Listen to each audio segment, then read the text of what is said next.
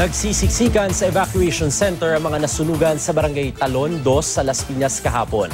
Ang mga estudyante lumiban na lang sa klase dahil natupok sa sunog ang lahat ng gamit nila. Nagbabalik si Jay Sabale.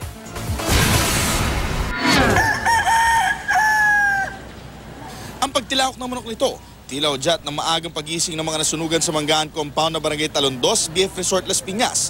Siksikan ang covered court kung saan sila nagpalipas sa magdamag. Halos magkadaganan na nga sa sikip ng higaan. Ang mga batang dapat sana'y balik eskwela na ngayon, hindi makakapasok dahil sa kanilang sinapit. Mahirap po kasi pati yung mga gamit sa school na nasunog din.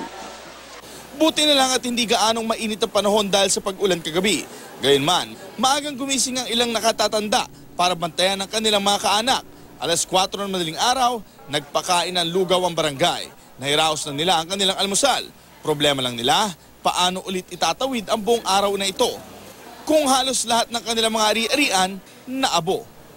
Sana po maantulungan kami kasi talagang was out po lahat para maibalik namin yung bahay namin. Kailangan namin yung bahay na titirahan po namin, yung pagkain, yung tubig, lahat-lahat ng gamit na sa bahay sana po mayroon. Jay Sabale, GMA News.